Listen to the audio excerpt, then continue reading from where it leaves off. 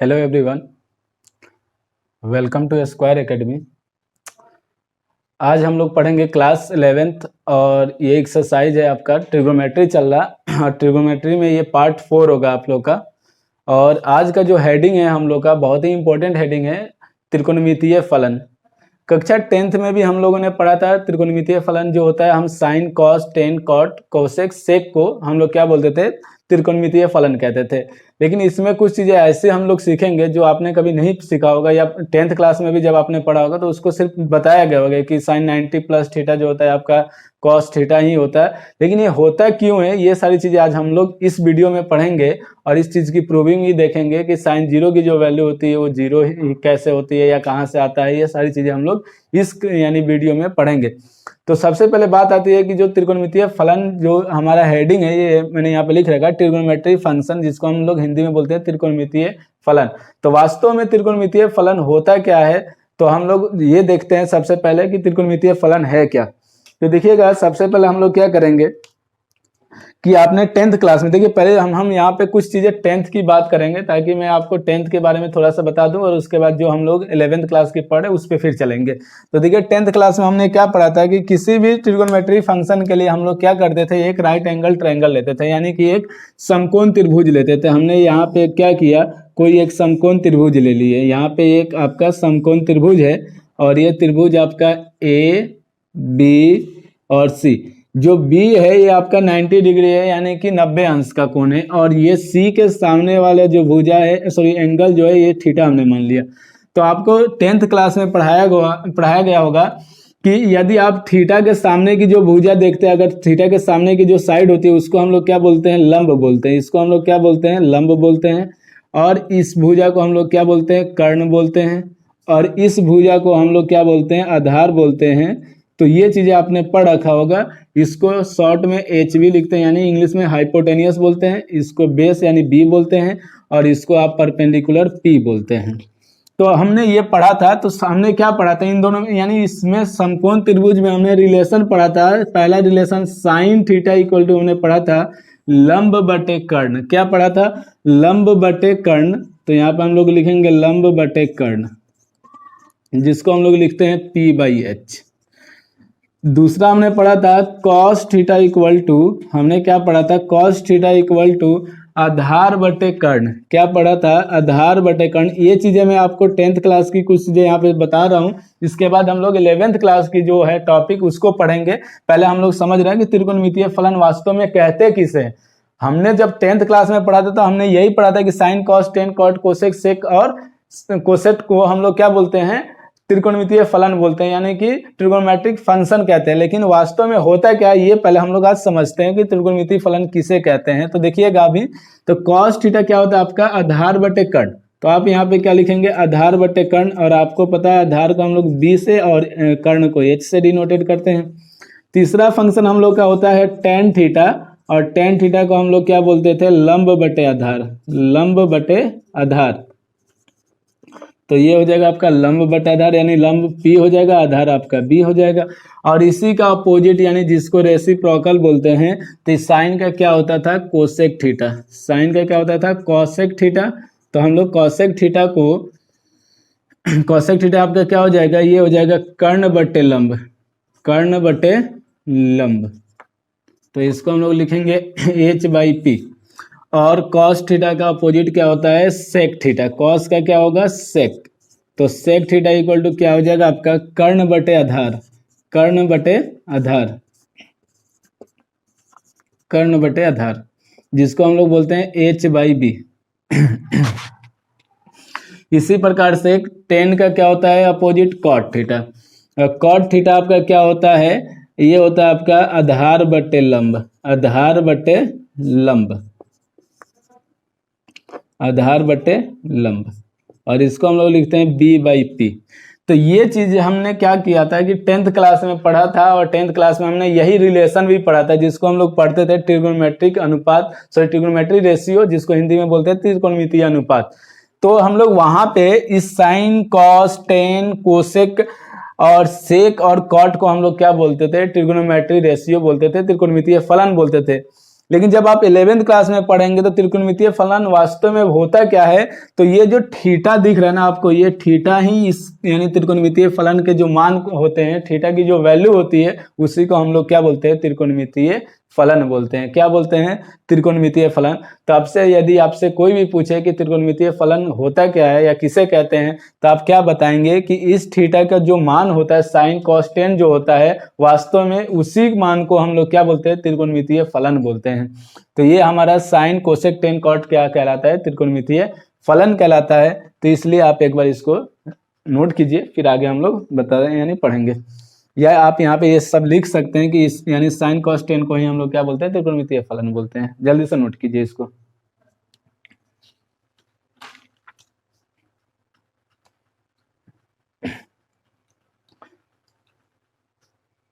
देखिएगा, इसमें हमने 10th क्लास में, अभी हम लोग 10th की ही बात करेंगे, तो हमने इस साइन कॉस टेन कोट यानी कॉट कोसेक सेक में क्या कुछ रिलेशन भी पढ़े थे हमने 10th क्लास में। वो रिलेशन भी आज यहाँ पे देख लेते हैं, पहले उसकी बात कर लेते हैं। तो रिलेशन हमने क्या क्या पढ़ा था, एक बार उसको भी रिवीजन कर लेते हैं और फिर हम लोग आगे बढ़ते हैं।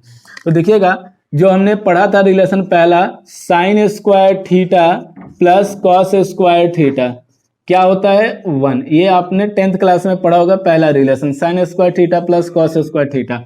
दूसरा हमने रिलेशन 10th क्लास में ही पढ़ा था, 1 plus tan square theta equal to sec square theta, ये हमने रिलेशन पढ़ा था। तीसरा हमने रिलेशन क्या पढ़ा था, तो हमने तीसरा रिलेशन पढ़ा था आपका 1 plus cot square theta equal to cosec square theta, cosec square theta. ये सारी चीजें हमने किस क्लास में पढ़ी थी, 10th क्लास में पढ़ी थी। और 10th क्लास में हमने ये सारी चीजें सीखे भी थे कि साइन कॉस टेन में रिलेशन जो होता है वो कैसे फाइंड आउट करते हैं, और किसी भी फंक्शन को या किसी भी फलन को यदि हमें सिद्ध करना होता था तो हमने ये सारी चीजें 10th क्लास में पढ़ रखा है। आज हम लोग बात करेंगे, जैसे कि हमने क्लास 11th में सबसे पहले हमने एंगल पढ़ा था, जो मैं पार्ट 1 में आपको पढ़ा रखा हूँ।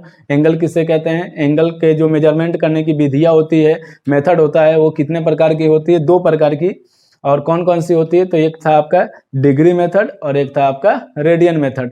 हमने डिग्री मेथड भी पढ़ा था, रेडियन मेथड भी पढ़ा था, और फिर हमने क्या किया था कि कुछ एक्सरसाइज 3.1 के सवाल भी सॉल्व किए थे। आज हम लोग बात करेंगे कि त्रिकोणमितीय फलन में जब एंगल हमने पढ़ लिया, तो एंगल में ही अब आगे हम लोग पढ़ेंगे। जैसे आपने 10th क्लास में टेबल पढ़ा होगा, साइन कॉस टेन कॉट का टेबल पढ़ा होगा, और उसमें हमने पढ़ा था कि साइन 0 की जो वैल्यू होती है वो 0 होती है। साइन जो आपका 30 डिग्री है उसकी वैल्यू 1/2 होती है। साइन 45 डिग्री की जो वैल्यू होती है 1/√2 होती है।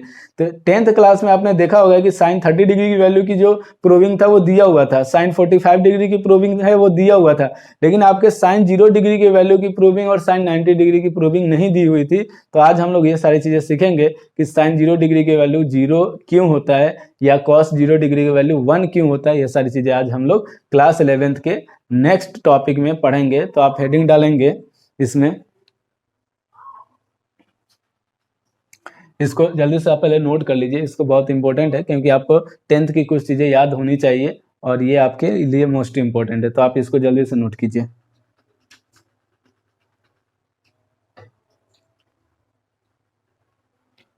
हेडिंग डालिएगा, value of trigonometric function, value of trigonometric function, जिसको हिंदी में हम लोग बोलते हैं त्रिकोणमितीय फलनों के मान, त्रिकोणमितीय फलनों के मान। हिंदी में मैं ये वीडियो जो है आपका हिंदी मीडियम के बच्चों के लिए है, यूपी बोर्ड के, तो ये मैं हिंदी में बना रहा हूँ। और इसके बाद जो आएगा हमारा नेक्स्ट वीडियो वो आपके इंग्लिश मीडियम के लिए होगा, सीबीएसई और आईसीएसई बोर्ड के लिए, ये यूपी बोर्ड स्टेट लेवल के लिए है। तो ये हिंदी में ही होगा पूरा पूरा आपका। तो हेडिंग डालिएगा, त्रिकोणमितीय फलनों के अनुपात, सॉरी त्रिकोणमितीय फलनों के मान। तो हम लोग का हेडिंग है त्रिकोणमितीय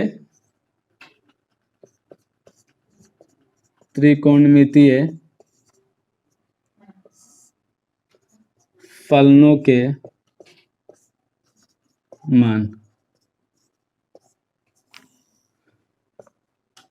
इंग्लिश में इसको बोलेंगे value of trigonometric function, trigonometric function. तो ये आपका हेडिंग है और बहुत ही इंपॉर्टेंट हेडिंग है। इसको हम लोग समझेंगे कि साइन जीरो की वैल्यू जीरो कैसे है और कॉस जीरो की।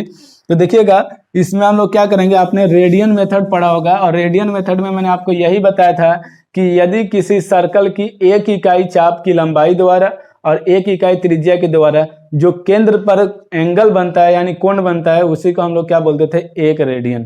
तो इसी प्रकार से हम लोग यहाँ पे क्या करेंगे कि एक सर्कल बनाएंगे। सबसे पहले ध्यान दीजिएगा, सबसे पहले आप एक सर्कल बनाइए।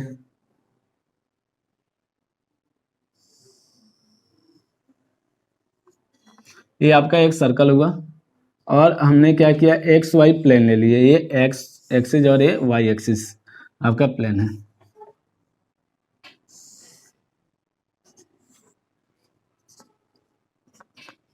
बहुत ही इंपॉर्टेंट है, इसको सही से समझिएगा आप। अगर इस चीज को समझ गए तो यहीं से आप क्वाड्रेंट समझ गए, यानी चतुर्थांश जो होता है हमारा यहीं से आता है और वो चीजें भी आप यहीं पे समझ सकते हैं। तो देखिए ये आपका एक्स एक्सिस होता है यानी कि एक्स अक्ष, और ये होता है एक्स डैश यानी एक्स एक्सिस निगेटिव होता है, और ये होता है आपका वाई अक्ष और ये होता है वाई डैश निगेटिव होता है। ठीक है, अब देखिए हम लोग रेडियन मेथड में यही पढ़े थे कि हम क्या करते थे, एक सर्कल में इकाई लंबाई की त्रिज्या लेते थे। तो हमने क्या किया, यहाँ से एक इकाई लंबाई की त्रिज्या ले ली, या आप एक काम कर सकते हैं, ये हमने एक लाइन खींचा और ये इकाई लंबाई की त्रिज्या है।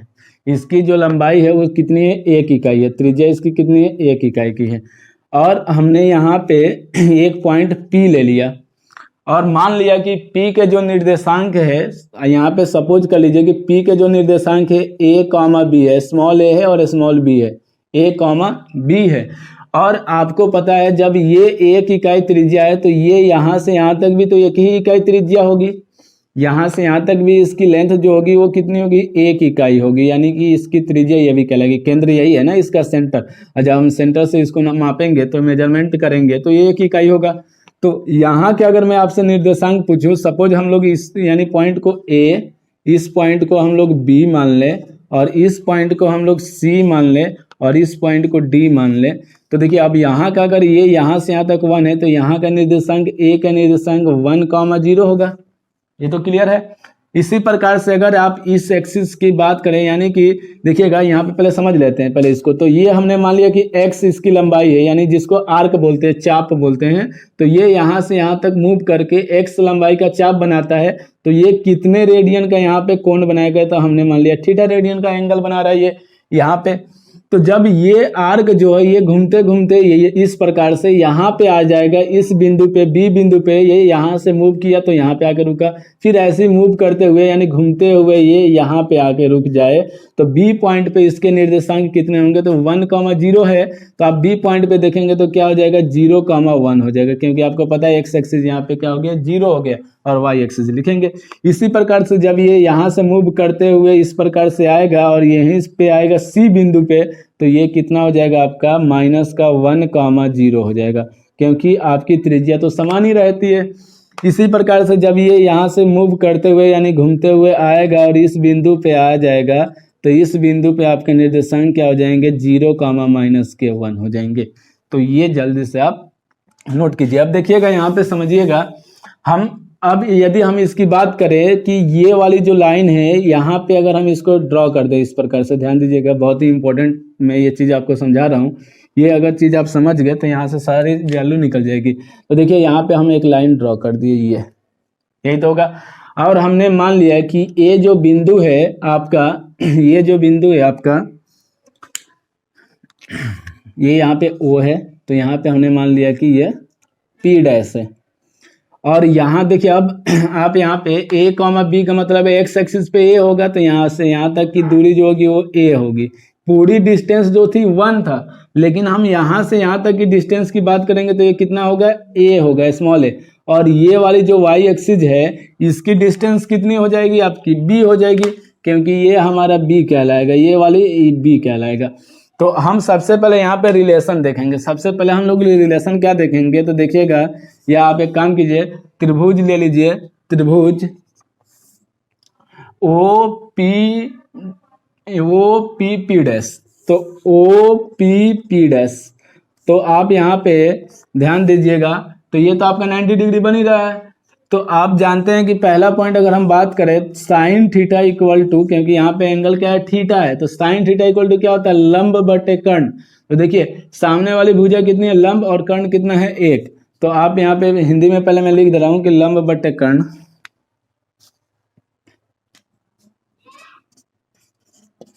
लंब बटे कर्ण। देखिए अगर लंब कितना है आपका, तो लंब है b और कर्ण कितना है 1। तो ये आपका साइन थीटा जो है वो किसके बराबर आ गया, b के बराबर आ गया। साइन थीटा किसके बराबर आ गया, b के। इसी प्रकार से यदि हम कॉस थीटा की बात करें तो कॉस थीटा इक्वल टू होता है आपका आधार बटे कर्ण, आधार बटे कर्ण। देखिए आधार कितना है, तो ये यहाँ से यहाँ तक आधार का लगा, यानी कि a, और कर्ण तो 1 ही है। तो कॉस थीटा जो है आपका वो किसके इक्वल हो गया, a के इक्वल हो गया। कॉस थीटा किसके इक्वल हो गया, a के इक्वल हो गया। और यहीं से अगर हम टेन थीटा निकाले तो आपको पता है साइन बाई कॉस क्या होता है, टेन थीटा होता है, यानी लंब बटे आधार। तो आप यहाँ से निकाल सकते हैं, या इसको इतना ही रहने दीजिए। तो आइए अब हम लोग देखेंगे कि साइन 0 डिग्री की वैल्यू क्या होती है, 0, और कॉस 0 डिग्री की वैल्यू होती है 0। तब देखिएगा मैंने क्या बताया कि जब ये लाइन इस तरह से घूमते हुए मूव करते हुए इस बिंदु पे आ जाए, सपोज कि बी पॉइंट पे आ जाए, तो बी पॉइंट पे तो हम लोग क्या करेंगे, जब चाप P से घूमते हुए B पर पहुंच जाती है, तब B के निर्देशांक देखिए, तो B का निर्देशांक कितना है, 0,1। तो 0,1 अर्थात देखिए 0,1 का मतलब a, b, और a का मान यहाँ पे कितना है, 0। तो a इक्वल टू 0 और b इक्वल टू कितना हो जाएगा, 1। तो यहाँ पे आप देखेंगे, ध्यान दीजिएगा। अब हमें किसका, जब आपको पता है कि ये जो बिंदु P था ये घूमते हुए यहाँ पे आ गया, अब ये वाली हो गई, तो ये कितने डिग्री का कोण बनाएगा, 90 डिग्री का। ये अब कितने डिग्री का एंगल बनाएगा, 90 डिग्री का। तो अब आप थीटा की जगह क्या लेंगे, 90 लेंगे। तो पहला पॉइंट साइन 90 डिग्री यानी π/2, हम लोग यहाँ पे डिग्री नहीं बोलेंगे, रेडियन बोलेंगे, क्योंकि हमें पता है सर्कल की बात करें तो ये कौन सी पद्धति होती है, रेडियन पद्धति होती है, या रेडियन मेथड होता है। तो साइन π/2, तो साइन π/2 मीन्स क्या हो गया आपका, अगर हम यहाँ पे 90 डिग्री से देखेंगे तो साइन 90 डिग्री का मान जो था, साइन जो हमारा थीटा, देखिए हम यहाँ पे क्या कर रहे हैं, थीटा के जगह जो पुट कर रहे हैं वो π/2 पुट कर दे रहे हैं, क्योंकि पहले थीटा था तो अब π/2 हो गया। तो जब आप थीटा बराबर π/2 पुट करेंगे तो साइन थीटा किसके बराबर है, देखिए यहाँ पे साइन थीटा किसके बराबर है, b के बराबर है। तो यहाँ पे क्या आएगा, b। और आपको पता है कि साइन π/2 इक्वल टू b। अब देखिए इसमें b का मान कितना है, तो गलत हो रहा है क्या,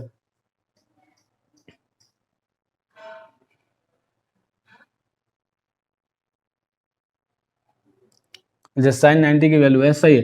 देखिए साइन 90 का यानी b का मान कितना है, 1। तो आप यहाँ पे क्या देखेंगे, साइन 90 की वैल्यू जो होती है वो 1 होता है। आपने पढ़ा भी होगा 10th क्लास में, साइन 90 का मान कितना होता है, 1। और वो कहाँ से आता है, कैसे प्रूव होता है, तो आप यहाँ पे देख सकते हैं कि साइन 90 का मान कितना हो गया, 1। इसी प्रकार से आप कॉस 90 की वैल्यू निकाल लीजिए यहीं से। तो कॉस 90 यानी π/2 इक्वल टू क्या होता है आपका, a होता है ना। अभी हमने यहाँ पे प्रूव किया है कॉस थीटा इक्वल टू ए, तो हमने थीटा की जगह क्या पुट करना है, π/2। तो आपको पता है कि कॉस π/2 इक्वल टू ए का मान कितना है, 0। तो ये कितना आ गया, 0। और आपने पढ़ा होगा कॉस 90 का मान कितना होता है, 0 डिग्री। मोस्ट इंपोर्टेंट चीजें मैं आपको बता रहा हूँ, ये किसी भी यानी बुक में तो है, ऐसा नहीं है कि बुक में नहीं मिलेगा आपको, लेकिन बहुत कम लोग इसके बारे में बताते हैं कि साइन 90 का वैल्यू कहाँ से आया, 0 कैसे हुआ है, ये सारी चीज़ें तो आप ये यहाँ पे देख सकते हैं। और इस ग्राफ के अकॉर्डिंग ना आप सारी वैल्यू पुट आउट कर सकते हैं, निकाल सकते हैं, चाहे आप 90 डिग्री का निकाले, चाहे 45 डिग्री का निकाले, सारी वैल्यू यहाँ से निकल सकती है। कोई ऐसी वैल्यू नहीं है जो आप नहीं निकाल सकते हैं। तो साइन 90 का मान अगर कोई पूछे तो 1 कैसे आया, अब आप सिद्ध कर सकते हैं। इसी प्रकार से cos 0 का, अब देखिए cos 90 का मान जो होता है हमारा इनफाइनाइट होता है, तो cos 90 की सॉरी tan 90 की जो वैल्यू होती है वो इनफाइनाइट होती है, तो उसकी भी देखते हैं हम लोग। तीसरा पॉइंट यहाँ पे मैं कर दे रहा हूँ। तीसरा पॉइंट आपका क्या है, tan 90 यानी कि π/2 क्या होगा, तो sin 90 बाई cos 90। आप ये जानते हैं, 10th क्लास में पढ़े होंगे कि जब भी 10 या cos आता है तो उसको हम लोग क्या करते हैं, साइन cos में चेंज करते हैं।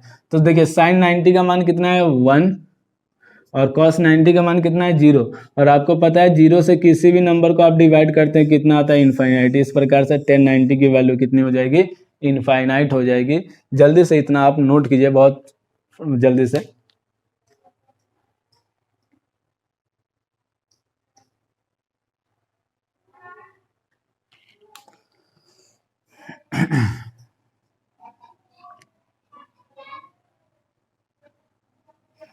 आइए आगे हम लोग देखते हैं, आगे की वैल्यू हम लोग पढ़ते हैं कि उसकी कितनी होगी।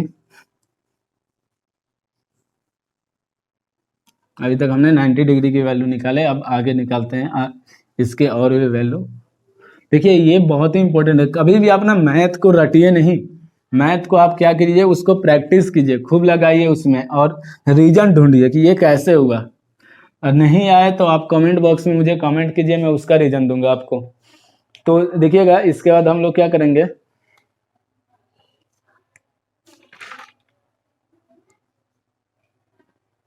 देखिए अब देखिए हमने क्या किया, यहां से चले और यहाँ पे आए 20 से, अब 20 से हम चलेंगे सी पॉइंट पे आएंगे, तो लिखेंगे दूसरा पॉइंट। आप देखिए सबसे पहले मैं यहाँ पे लिख दे रहा हूँ जो चीज़ हमने अभी निकाला था, साइन थीटा किसके बराबर था, बी के, कॉस थीटा किसके बराबर था, आपका ए के। ये आप इंपॉर्टेंट पॉइंट जो हमने निकाला था ये आपके लिए जरूरी है, तो ये साइड में हमने लिख दिया यहाँ पे। अब हम लोग चलेंगे दूसरा पॉइंट, जब बी से जब पी बिंदु सी तक पहुंच जाए तब सी के निर्देशांक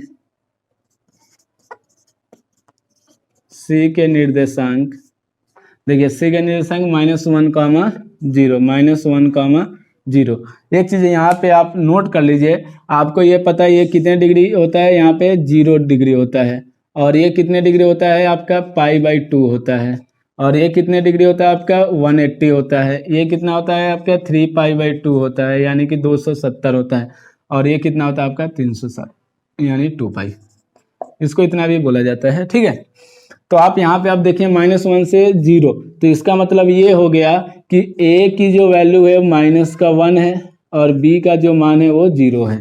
तो अब देखिए आप यहाँ पे हम लोग कितने डिग्री की बात करें, पाई मीन्स 180 डिग्री, तो हम लोग यहाँ पे निकालेंगे साइन 180 डिग्री। देखिएगा ध्यान दीजिएगा, पहला पॉइंट साइन पाई, या आप इसको लिख लीजिएगा साइन 180 डिग्री, साइन 180 डिग्री।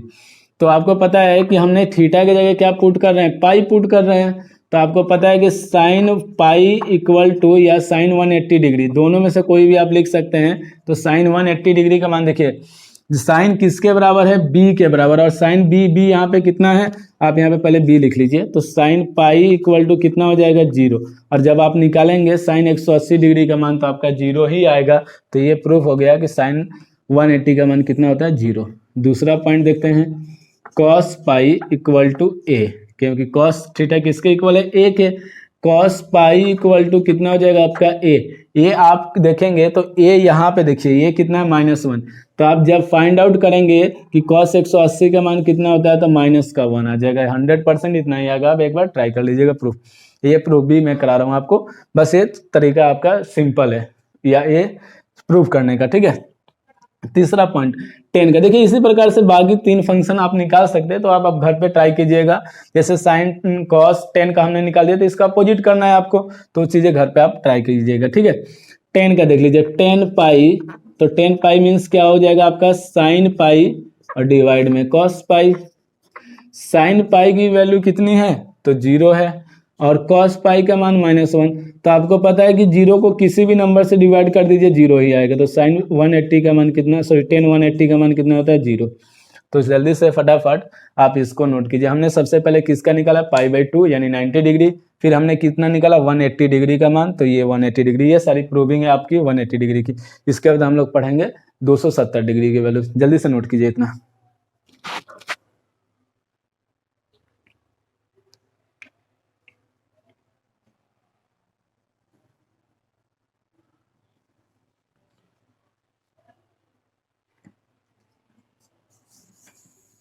आइए तीसरा पॉइंट हम लोग देखते हैं इसी में, जो आपका डी पॉइंट है। डी हम लोग देखेंगे कितना होगा, डी की जो वैल्यू है।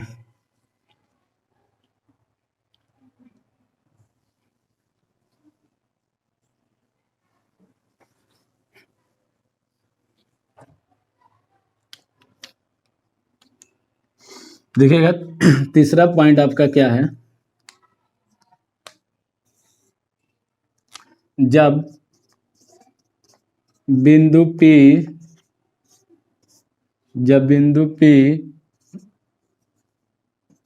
D पर आ जाए,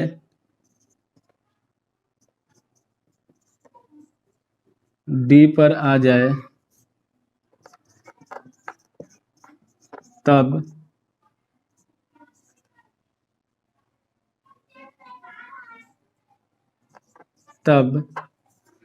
D के निर्देशांक,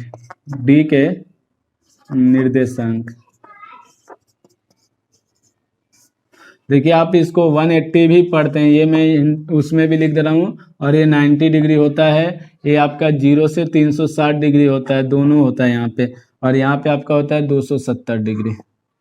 ये चीज़ आप ध्यान रखेंगे। तो डी के निर्देशांक देखिए कितना है, 0-1, तो 0-1, यानी अर्थात आप लिख सकते हैं यहाँ पे, अर्थात ए बराबर कितना है 0 और बी बराबर कितना है -1, यही तो है। आइए तो हम लोग सबसे पहले क्या निकालेंगे, पहला point sine 270 degree, sine 270 degree, या आप इसको लिख सकते हैं साइन 3π/2, 3π/2। तो आप देख सकते हैं साइन 270 डिग्री किसके इक्वल लेंगे आप, तो साइन 270 किसके बराबर होता है, बी के बराबर। तो साइन 270 डिग्री आपका कितना आ जाएगा, तो बी कितना -1, तो -1। तो इस प्रकार से ये सिद्ध हो गया कि साइन 270 डिग्री का मान कितना होता है, -1। आइए कॉस की बात करते हैं हम लोग। तो कॉस 270 डिग्री, या आप लिख सकते हैं कॉस 3π/2। तो जब आप देखेंगे कॉस 270 डिग्री बराबर किसके होता है, ए का, तो कॉस 270 डिग्री बराबर ए किसके बराबर है, 0 के, तो आपका ये कितना आ गया, 0, ये हो गया। तीसरा पॉइंट आप इसका देख लीजिए, थर्ड पॉइंट आपका क्या है, तो थर्ड पॉइंट है टेन 270 डिग्री, इसको आप क्या लिखते हैं, तो साइन 270 डिग्री, अब बट्टे में आपका कॉस 270 डिग्री। आपको पता है कि साइन 270 डिग्री -1 है, और कॉस यानी 270 0 से किसी भी नंबर को डिवाइड करेंगे तो इनफाइनाइट, तो इसलिए टेन 270 डिग्री का मान कितना आ जाएगा आपका, इनफाइनाइट या अपरिभाषित जिसको आप बोलते हैं। तो जल्दी से आप इसको भी नोट कीजिए फटाफट।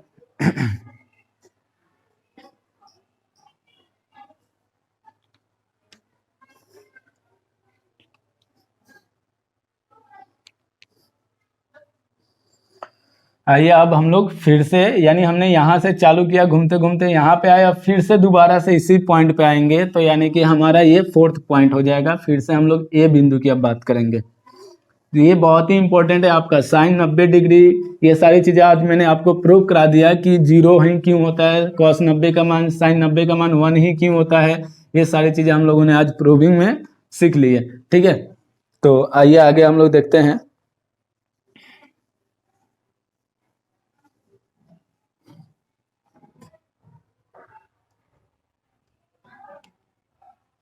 फोर्थ पॉइंट आपका, जब P बिंदु ए पर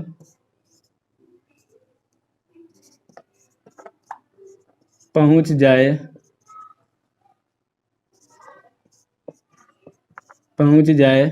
तब ए के निर्देशांक है, ए के निर्देशांक, तो आपका ए का निर्देशांक क्या है 1,0, तो 1,0 अर्थात आप लिख सकते हैं यहाँ पे, अर्थात a = 1 है और b = 0 है। पहला पॉइंट साइन 360 डिग्री, क्योंकि यही पे देखिए साइन यहाँ पे आप लिए होंगे 0, तो 0 का भी मान यहीं से आपका आ जाएगा, ठीक है। तो अब हम लोग किसकी बात कर रहे हैं, साइन 360 डिग्री, क्योंकि जब ये पूरा एक साइकिल चक्र लगाता है तो कितने डिग्री का कोण बनता है 360 डिग्री का। तो साइन 360 डिग्री इक्वल टू, या आप इसको इस प्रकार से भी लिखते हैं, रेडियन में साइन 2π भी लिखा जाता है, तो 2π। तो आपको पता है कि साइन किसके बराबर है, बी के, तो आप यहाँ पे क्या लिखेंगे, साइन 360 डिग्री यानी 360 डिग्री बराबर बी। और जब आप देखेंगे बी का मान कितना है 0, तो साइन 360 डिग्री का मान कितना होगा 0 होगा, ये प्रूफ हो गया। दूसरा पॉइंट देखिए कॉस 360 डिग्री, कॉस 360 डिग्री की वैल्यू, तो कॉस 360 डिग्री या आप इसको लिख सकते हैं कॉस 2π। कॉस 360 डिग्री जो है आपका वो किसके बराबर होता है, ए के। तो कॉस 360 डिग्री, ये हम यहाँ से ले रहे हैं सारी चीजें यहाँ से, क्योंकि थीटा की जगह आप क्या पुट कर रहे हैं 360 डिग्री पुट कर रहे हैं, ठीक है ना। तो 360, ए का मान आप देखेंगे यहाँ पे, तो ए आपका किसके इक्वल है 1 के इक्वल है, तो 360 डिग्री कॉस 360 डिग्री का मान कितना हो जाएगा 1।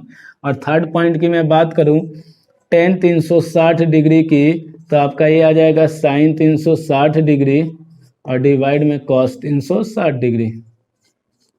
साइन 360 डिग्री के वैल्यू 0 था तो 0, और कॉस 360 का 1 तो 0 ही आ जाएगा। तो टेन 360 डिग्री की वैल्यू कितनी होती है 0 होती है। इसको जल्दी से आप लोग नोट कीजिए।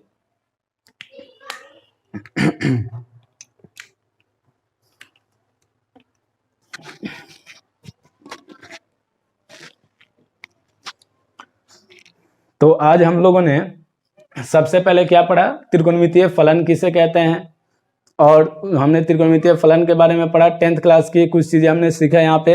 और फिर हम लोगों ने क्या पढ़ा कि 10 साइन 90 डिग्री की वैल्यू जो होती है 1 ही क्यों होती है, ये सारी चीजें हमने प्रूव किया है, आपको यहाँ पे प्रूव करके बताया कि कैसे क्या होता है। कुछ चीजें और भी हम लोग अभी जानेंगे इसके बारे में, यानी कल की वीडियो यानी नेक्स्ट वीडियो जो होगी आपकी वो होगा चतुर्थांश, जिसको हम लोग इंग्लिश में बोलते हैं क्वाड्रेंट, जिसको आप आगे चल के पढ़ेंगे। और चतुर्थांश यदि आपको समझ में आ गया तो ये मान के चलिए कि आपके कम से कम, अगर आप चतुर्थांश की मैं बात करूं तो 6 फार्मूले इसमें, 6 फार्मूले इसमें, 6 फार्मूले इसमें, 6 फार्मूले इसमें, फिर से 6 इसमें, 6 इसमें, 6 इसमें, 6 इसमें, यानी टोटल एक कोऑर्डिनेट में 12 फार्मूले होते हैं। एक कोऑर्डिनेट में 12 फार्मूले, इस कोऑर्डिनेट में 12 और इस कोऑर्डिनेट में टोटली 12 फार्मूले होते हैं। आप जब ये 12 फार्मूले पढ़ लेंगे यानी कि ग्राफ विधि से समझ लेंगे तो आपको याद करने की जरूरत नहीं पड़ेगी। जिस प्रकार से मैंने आपको यहाँ पे साइन 90 डिग्री का मान याद कराया, तो 100% मैं बता सकता हूँ कि आपको यहाँ पे रटने की जरूरत नहीं पड़ रही होगी और नहीं आप कभी इसको रटेंगे। आप आराम से इस चीज को प्रूफ कर सकते हैं, सिद्ध कर सकते हैं और इसको याद भी कर सकते हैं। इसका कल की वीडियो, नेक्स्ट जो वीडियो होगी उसमें मैं आपको इसका शॉर्ट ट्रिक बताऊंगा कि आप साइन कॉस 90 जो होता है, जैसे कि आपका होता है ना sine 90 minus theta cos theta ही क्यों होता है, ये सारी चीजें हम लोग कल नेक्स्ट वीडियो में देखेंगे और उसमें हम लोग ये सारी चीजें पढ़ेंगे। एक पॉइंट में आपको यहाँ पे बताते चलता हूँ कि जब आप देखेंगे तो ये आपका फर्स्ट कोऑर्डिनेट कहलाता है, ये जो आपका है ये फर्स्ट कोऑर्डिनेट कहलाता है, ये आपका सेकंड कोऑर्डिनेट कहलाता है, ये आपका थर्ड कोऑर्डिनेट कहलाता है और ये आपका फोर्थ कोऑर्डिनेट कहलाता है। यानी कि प्रथम चतुर्थांश, द्वितीय चतुर्थांश, तृतीय चतुर्थांश और चतुर्थ चतुर्थांश। अब आप देखिएगा तो पहले चतुर्थांश में ए और बी क्या है आपका प्लस प्लस में, तो ये इसलिए प्लस यानी ऑल पॉजिटिव होता है। जब आप इसको ए जब यहाँ पे आएगा तो बी तो प्लस में रहेगा, लेकिन ए जो है आपका वो किस में हो जाएगा माइनस में, तो इसलिए इसमें क्या होता है आपका साइन प्लस का होगा और साइन का अपोजिट कोस यानी कोसेक क्या होगा आपका प्लस का होगा। बाकी जो 4 फंक्शन है वो निगेटिव होते हैं। इसी प्रकार से जब आप इसमें आएंगे तो देखिए सी एक्स एक्सिस भी निगेटिव, वाई एक्सिस भी निगेटिव, यानी कि इसमें आपका 10 प्लस का होगा और 10 का अपोजिट कॉट प्लस का होगा। थोड़ा सा लग रहा है गला खराब है, तबीयत खराब है। तो 10 प्लस का होगा आपका और कॉट भी प्लस का होगा। इसी प्रकार से जब हम लोग फोर्थ कोऑर्डिनेट में आते हैं तो फोर्थ कोऑर्डिनेट में क्या हो जाता है आपका वाई एक्सिस तो निगेटिव रहता है, एक्स एक्सिस पॉजिटिव रहता है। तो इसमें आपका क्या हो जाता है कॉस पॉजिटिव होगा और कॉस का अपोजिट क्या होता है सेक जो होगा आपका ये पॉजिटिव होंगे। कल इसके बारे में और डिटेल में बात करेंगे, चतुर्थांश पढ़ाएंगे कल हम आपको। तो चतुर्थांश बहुत ही इंपॉर्टेंट है, आपको फॉर्मूला याद करने का तरीका मैं बताऊंगा कि sine 90 minus theta cos theta ही क्यों होता है, तो इसलिए आप नेक्स्ट वीडियो जरूर देखिएगा। और उसके बाद हम लोग सवाल भी सॉल्व करेंगे कल की वीडियो में और एक एक सवाल सॉल्व करेंगे। और फार्मूला तो आपको बता रहा हूँ ना कि कभी रटने की जरूरत ही नहीं पड़ेगी, जैसे और कोचिंगों में मार मार कर रटाया जाता है ना, आपको कभी रटने की जरूरत नहीं है। ये जो मैंने आप पढ़ाया ना, आप एक बार इसको जरूर अपने नोटबुक में नोट कीजिएगा।